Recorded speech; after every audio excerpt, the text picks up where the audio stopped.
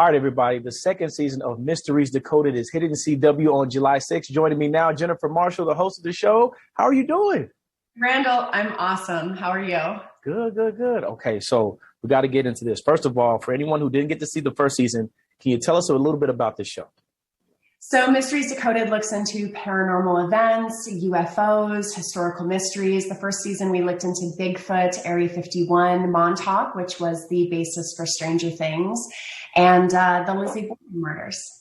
Wow, wow. Okay, so as a scaredy cat, I'm the resident scaredy cat in this building. What was it like for you kind of seeing this from the host perspective? You know, I kind of went into each of these things, especially the ones with a paranormal slant, just with a blank slate. I wasn't expecting much. And in the first season, the Lizzie Borden house really surprised me. And I'd say in the second season, the Conjuring house not only surprised me, but honestly did scare me a little bit. I've tried to explain the things that have happened to me numerous times and in numerous ways, and I just don't know what happened or why. Wow, wow. So spooky. Okay, so I mean, for you, was this what drew you into more of the paranormal side of things, or were you kind of already interested? No, actually, I'm very much a skeptic, and I just was kind of unopinionated about it because I didn't delve into it enough where I felt I could have an educated opinion about it, and so I just kind of stayed away from it. But then when we filmed our first season, that was the second episode that we shot was Lizzie Borden. And then this second season, the first episode we shot was the Conjuring house. So at that point, it doesn't matter. I'm just kind of thrown into it at that point. Wow, wow. Okay, now I'm a scaredy cat, but you are a U.S. Navy veteran turned private investigator. So safe to say you're not scared of much. How did you get involved in this field? And I mean, how did all this kind of come together, I guess?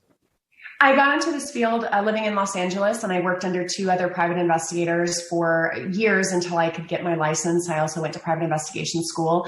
And, you know, like most mothers and most women, I was pretty sneaky and I was pretty interested in what was going on. And those skills that I had as a mother really kind of translated over to being a private investigator. Not only being in the military, you develop a real sense for detail being in the military. And so it kind of just led me into this career. And the great thing about the show is I get to investigate things I would never have the opportunity to in my private practice.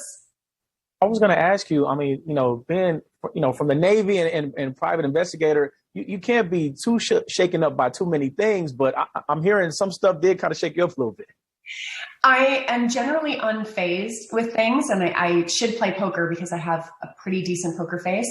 But when the things happened, both in the Lizzie Borden house and then in the Conjuring house, I wanted very badly to be able to explain those things. And it kind of went through my head for months. What happened? Could it have been this? Could it have been that? And I think what's really unsettling is when something happens and there's no logical explanation for it as much as you want there to be one. Wow. Wow. Okay. So you talked a lot about that first season. What can people expect from the second season? The second season's great. We started filming before the pandemic, so it took a long time to get this season done. So I'm so excited to have it finally air. We go to the Conjuring house. We do an investigation into werewolf sightings in Kentucky. We look into Horror Hotel, where the body of Elisa Lam was found, the Cecil Hotel in Los Angeles. We look at a ghost town in California with a mysterious fire that decimated a hotel there. We went all over the country this season, and I just can't wait for it to start airing.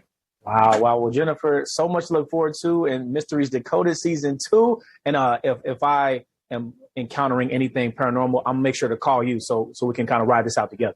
Call me, Randall. We'll tackle it. Appreciate you, Jennifer, so much for taking the time.